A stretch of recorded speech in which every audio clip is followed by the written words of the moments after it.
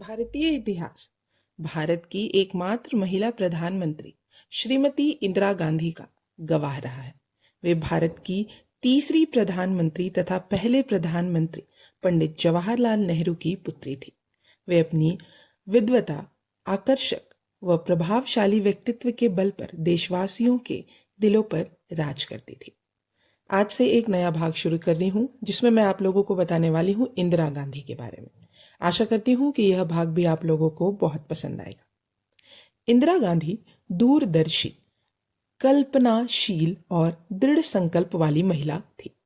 राष्ट्र और अंतर्राष्ट्र किसी भी मामले पर गहन विचार मंथन करने और समय के अनुसार उचित निर्णय पर पहुंचने की उनमें अद्भुत क्षमता भी थी।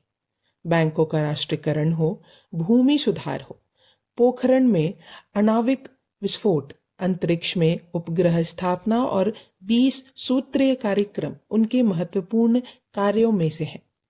एक ओर इंदिरा गांधी राजनीतिक और सामाजिक स्तर पर समस्याओं से जूझती रहीं, दूसरी ओर उन्होंने देश को विज्ञान और तकनीकी क्षेत्र में नई मंजिलों की ओर बढ़ाया।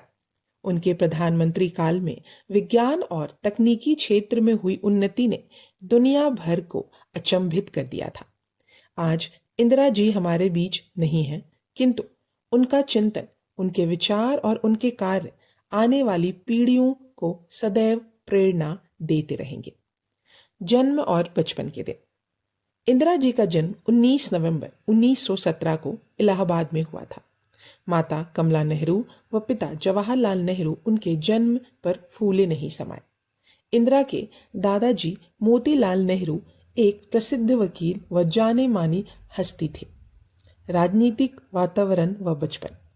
उनके जन्म के समय दादी स्वरूप रानी ने कहा था, मैं तो सोच रही थी कि लड़का पैदा होगा, पर हमारे यहाँ तो लड़की ने जन्म लिया है।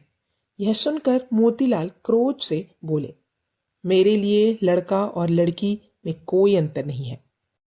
वे अपनी पोती को इंदिरा कहते थे। माता पिता ने इंदिरा के आगे प्रियदर्शनी भी जोड़ दिया, क्योंकि वे दिखने में खूबसूरत गुड़िया जैसी थी। पिता के राजनीति में प्रवेश करने के बाद नन्ही इंदिरा को 3 से 4 वर्ष की आयु से ही राजनीतिक माहौल मिला। उनका घर राजनीतिक गतिविधियों का केंद्र था। सभी राजनेता इलाहाबाद आने पर वहीं ठहरते थे। महात्मा गांधी भी प्रायः उनके पिता से मिलने आते थे। इंदिरा उनके विचारों से बहुत प्रभावित थी। इंदिरा का बचपन आनंद भवन के राजनीतिक वातावरण में बीता। मोतीलाल जी ने जवाहरलाल नेहरू जी के लिए नया घर बनवाया, जिसे स्वराज भवन का नाम दिया गया। इंदिरा में बचपन से ही देश प्रेम की भावना कूट कूट कर भरी थी। एक दिन उन्होंने पिता को विदेशी कपड़ा एकत्र करते देखा। उन्होंने पूछा, आप ये कपड़ा क्यों इकट्ठा कर रहे हैं? मैं इन्हें जलाने जा रहा हूं। आगे से हम ऐसे वस्त्र कभी नहीं पहनेंगे। हमें देश में बने खादी के कपड़े ही पहनने चाहिए, जवाब मिला। यह सुनकर इंदिरा ने भी अपने वस्त्रों को भी होली जला दी और सदा के लिए खादी वस्त्र पहनने का फैसला किया। प्रारंभिक शिक्षा। जब इंदिरा 5 वर्ष की थी तो उनके पिता व दादा जेल में थे।